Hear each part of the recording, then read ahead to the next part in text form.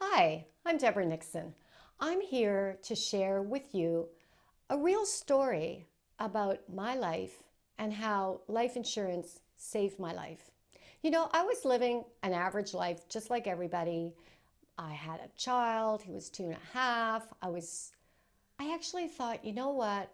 My life's perfect right now. I am at such a great place. My husband had his own business, it was going really well. I was achieving my dream, which was to be a mom. Plus, I was doing my doctorate degree. Like, what could be better, right? And the future was perfect. Well, the way life always goes, or we don't want it to go, is my husband was suddenly diagnosed with cancer at the age of 36. It was probably the most devastating thing anybody could tell me. You know how you can say to somebody, I got that cold feeling that just ran through my body? I remember it like yesterday. That is exactly how I felt. I thought, oh my God, my life is over. The next year was spent with really trying to juggle a million things. His treatment, our house was being renovated, bathroom and kitchen. And here I'm bringing this very sick man home from the hospital and trying to raise a 2.5-year-old on my own without any support, no siblings, no parents. My husband died a year later. And of course, as you can imagine, it was just earth shattering. But I have to tell you something. My life might have really, truly been over, except for one thing. My husband and I had debated over the years, and like everybody else, said, "Oh, he should get some life insurance." And he says, "Yeah, I'll do it. But I'm young, I'm healthy. Yeah, I'll get around to it." He even had the forms. They even sat at the desk, and he wouldn't get around to filling them. But you know what? There was one day where I was just on his case, and I said, "Okay, enough. Our child Zachary's a year and a half, and this is making me really nervous. What if something happened to you? What if you got hit by a car? Like, what would I do?" So we finally agreed to fill that form out, and we got life insurance. So that was November of a specific year.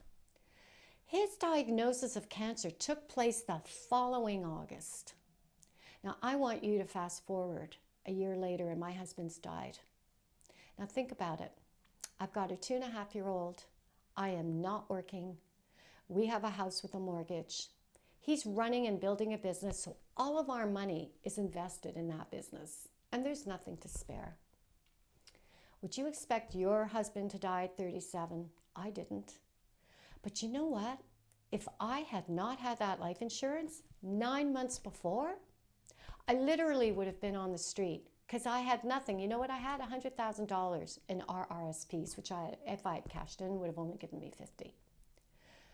I couldn't have lived on 50. I had nothing else. But that life insurance, you know what it allowed me to do? It allowed me to pay off my mortgage. It allowed me to stay in my house. It allowed me not to have to rush out to work. It gave me time to grieve. It gave me time to get my affairs in order. It gave me time to be with my son and raise him. And it allowed me to go through a natural transition, which takes a long time to get my life back in order. Here we are, all these years later. My son's now 18. I'm in such a great space. I'm still in that house. I've built my own business, and I've recovered and done so well. And I'm still living and investing that life insurance. That life insurance literally saved my life. If I can leave you with anything, is to tell you, never make the assumption that you've got time. You don't know what happens. Your family member could leave that house, get hit by a bus, or maybe be disabled, maybe be bedridden. You have no idea. But what if they died? How would you manage if your partner died tomorrow? Would you be able to do what I did, which is stay in your house, and have time to get over things and to grieve and to take the time you need to get your life in order, that's what you need. And if you don't have life insurance right now, I think you should sit down with your partner and you should talk about that and you should make a move, because it literally will save your life. Thanks for listening.